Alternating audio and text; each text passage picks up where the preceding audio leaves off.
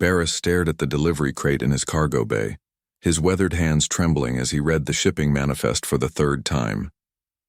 The order number matched. The destination coordinates were correct.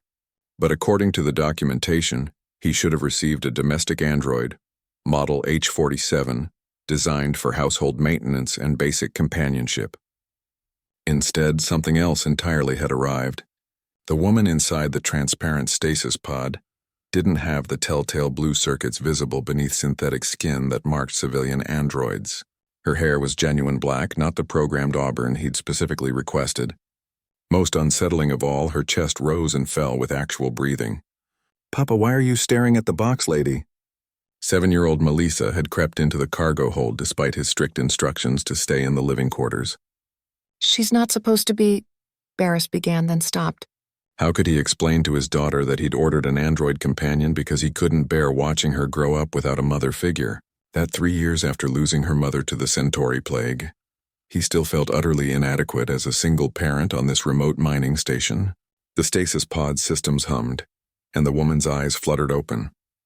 Not the mechanical blue LEDs of an android, but deep brown, unmistakably human eyes that immediately focused on Melissa, with an intensity that made Barris step protectively closer to his daughter. The woman sat up slowly, her gaze never leaving the little girl. "Hello, Melissa," she said, her voice carrying an accent Barris couldn't place. "I've been looking for you for a very long time."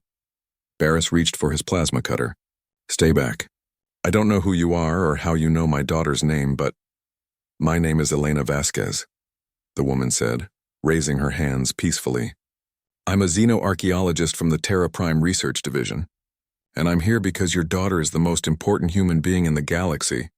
"That's ridiculous," Barris snapped. But Melissa had already stepped forward, her small hand reaching toward the stranger. "You're the dream lady," Melissa whispered. "You've been calling to me in my sleep." Elena smiled, tears streaming down her face. "Yes, sweetheart. I've been trying to reach you.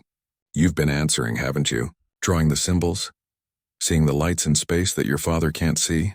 Barris felt the blood drain from his face. For months, Melissa had been creating strange geometric patterns in her drawing pad, complex mathematical sequences that no 7-year-old should understand. She'd also been pointing at empty space and insisting she could see pretty lights dancing, where his instruments detected nothing. "How do you know about that?" he demanded. Elena stepped out of the pod, moving with the fluid grace of someone accustomed to low gravity. Because 3 months ago, every deep space monitoring station in human territory detected the same thing, a signal originating from the galactic core. Not radio waves or quantum bursts, but something else entirely, something that only children with specific genetic markers could perceive directly.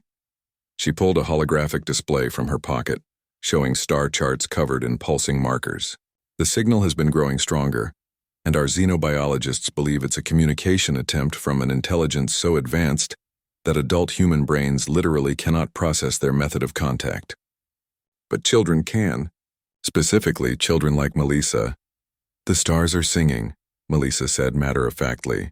"They want to be friends, but they don't know how to talk to grown-ups because grown-ups forgot how to listen properly."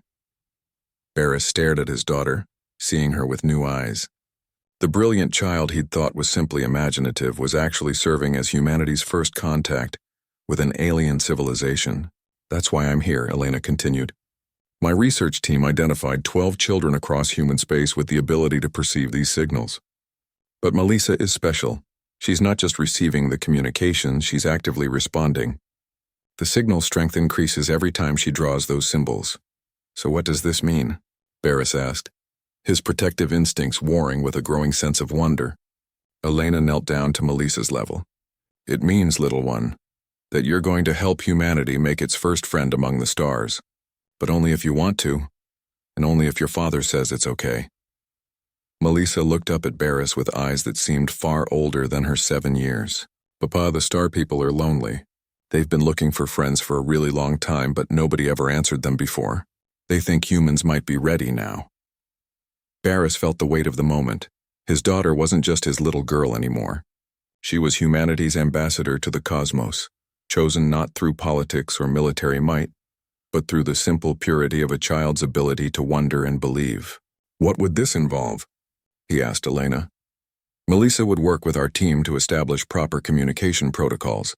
We'd stay here on your station so she doesn't have to leave home. And Barris. Elena's expression softened.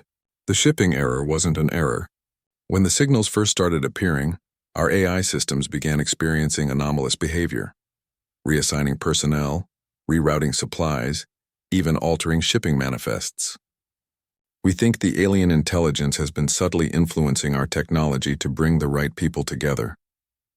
The stars sent you after all, Melissa said, smiling up at Elena. Just like I told Papa they would. Barris looked at his daughter, brilliant, brave, and apparently chosen by cosmic forces beyond his understanding, and made the choice that would change humanity's place in the universe forever.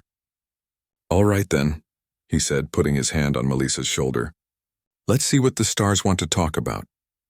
In the depths of space, ancient intelligences pulsed with something that might have been joy, and the universe grew a little smaller, a little friendlier, thanks to one extraordinary little girl who never stopped believing in the magic of the cosmos.